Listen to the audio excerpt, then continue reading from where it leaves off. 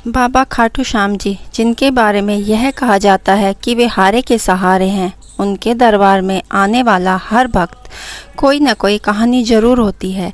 किसी के साथ कोई चमत्कार होता है, किसी भक्त के बिगड़े हुए ऐसे काम बन जाते हैं जो असंभव थे।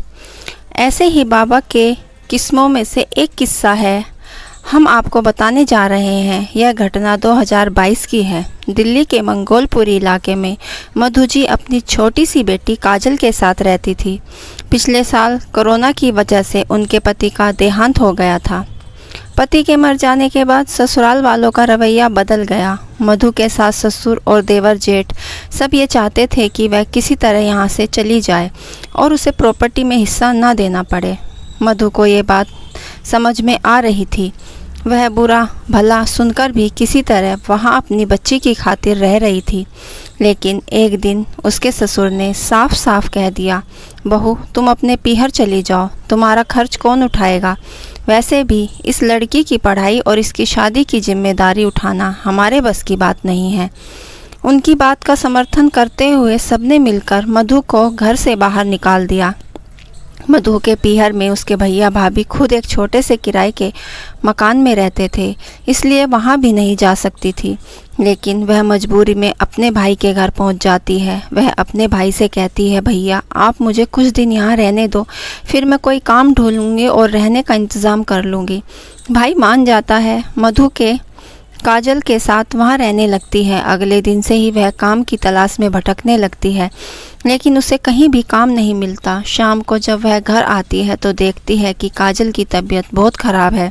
वह काजल को लेकर डॉक्टर के पास जाती है। डॉक्टर काजल का चेकअप करता है और कहता है, इसमें खून की कमी है, इसके खाने पीने का अच्छे से ध्यान रखो, फल खिलाओ और साथ में ये दवाइयाँ लिख रहा हूँ, समय समय पर देना। मधु के पास कुछ पैसे थे। वह काजल को घर छोड़कर केमिस्ट की दुकान पर जाती है। केमिस्ट पर्चे को देखकर कहता है, ये सारी दवाइयाँ मिलाकर 500 रुपये हैं। मधु के पास केवल 200 रुपये थे। वह कॉस्मेटिक से कहती है, उधार देने के लिए कहती है, लेकिन वह मना कर देता है। पर्चा वापस लेकर मधु घर की ओर चलती है। रास्ते में एक बंद दुकान की सीढ़ियों पर बैठकर वह अपने भाग्य को रोने लगती है। तभी उसे कहीं से भजनों की आवाज़ आती है। मधु उस आवाज़ की ओर चल देती है। बराबर वाली गली में खाटू श्याम जी का कीर्तन हो रहा था। वह रोते रोते वहाँ जाकर बैठ जाती है। सामने श्याम बाबा की मूर्ति को देखकर रोने लगती है। भजन सुनते वो भूल जाती है कि वहाँ कोई दवाई लेने निकली थी। सब हारे के सहारे की जय जयकार कर रहे थे, लेकिन मधु इन सब से बेखबर बस रोए जा रही थी। बैठे बैठे कब घंटों बीत गए पता नहीं चला। जब कीर्तन खत्म हुआ तो प्रसाद बांटा जा रहा था। मधु ने भी प्रसाद लिया।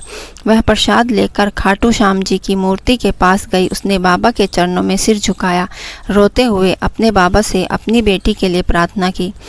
जब वह कीर्तन से बाहर निकली थी तो उसे दवाई की याद आई। पर्चा देखकर एक हाथ में प्रसाद था, लेकिन वह 200 रुपये कहीं नहीं दिखे।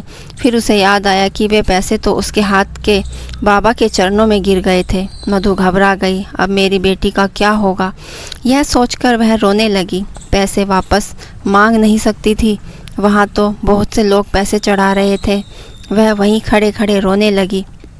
फिर मुड़कर घर की ओर चलती। तभी उसे किसी ने आवाज़ दी। मधु ने पलट कर देखा। एक आदमी जो प्रसाद बांट रहा था वह उसके पास आया और बोला, बहन मैं तुम्हें बहुत देर से देख रहा हूँ, तुम जब से आई हो रो रही हो, क्या बात है? मधु ने कहा, कुछ नहीं, और वो चल दी। लेकिन उस आदमी ने कहा, बहन मैं तो समझ रहा था तू बाबा के गुणगान सुनकर खुशी से रो रही हो, लेकिन लगता है बात कुछ और है। मुझे बताओ तुम कौन हो? ये कीर्तन मैंने ही करवाया है। बाबा के दरबार में निराश जाए यह सही नहीं, बताओ क्या परेशानी है? मधु ने रोते हुए उससे सारी बात बता दी। तब उस आदमी ने काम कर रहे एक लड़के को बुलाया और मधु के हाथ से पर्चा लेकर उसे दिया। 1000 रुपये दिए और कहा, इस पर्चे की दवाइयाँ और बाकी बचे पैसों से फल लेकर आओ। उसे भेजकर उस आदमी ने कहा, बहन जब तुम निराश हो गई थी तभी तुमने बाबा के भजन सुने, जिसे सुनकर तुम यहाँ आई। बस समझो बाबा ने तुम्हें बुलाया है, चिंता मत करो, कल तुम आकर मुझसे मिलना। बाबा की कृपा से मेरी बहुत बड़ी फैक्ट्री है जिसमें तुम्हारे जैसी बहनें काम करती हैं। तुम्हें काम भी मिलेगा और रहने का इंतज़ाम भी हो जाएगा। मधु कुछ बोल न सकी, वह बस रोए जा रही थी। यह देखकर उस आदमी ने कहा, बस बहन, जितना कष्ट था वो तूने सह लिया, अब सब बाबा पर छोड़ दे। दो बाबा ने तुम्हें अपनी चरणों में ले लिया है। तभी वह लड़का दवा और फल लेकर आ गया। उस आदमी ने फल और दवा मधु को दिए। मधु उन्हें धन्यवाद देकर घर आ गई। अगले दिन से मधु को उस फैक्ट्री में काम मिल गया और उसे वही फैक्ट्री के पास रहने की जगह भी मिल गई, जहाँ बहुत सी औरतें थीं जो अलग अलग शिफ्ट में काम करती थी। उनसे जान पहचान हो जाने पर वे काजल का ध्यान भी रखने लगी। कुछ ही दिनों में वह अच्छे से काम सीख गई। मधु अब हर दिन खाटू श्याम जी का दीपक जलाती, उनकी पूजा करके घर से निकलती। 6 महीने बाद उसे पता लगा कि उसकी फैक्ट्री की ओर से बस में सबको खाटू श्याम जी ले जाया जा रहा है। वह बहुत खुश हुई। काजल को साथ लेकर वह खाटू श्याम जी के मंदिर पहुंच गई।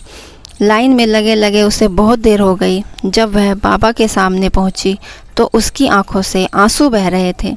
बाबा के बिन मांगे उसकी सारी परेशानियां हल कर दी थी। बाबा के दर्शन करके वह बाहर आई। उसका मन बहुत शांत था।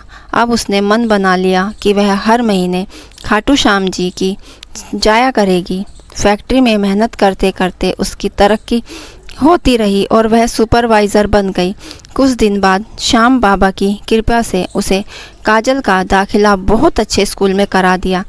बाबा किसी न किसी रूप में मदद करने अवश्य आते हैं। श्याम बाबा कभी भी अपने भक्तों को निराश नहीं करते। बोलो जय श्री श्याम बाबा की। दोस्तों, हमारी यह सच्ची घटना आपको कैसी लगी हमें ज़रूर बताइए और हमारे चैनल को सब्सक्राइब करना ना भूलें। कहानी सुनने के लिए धन्यवाद।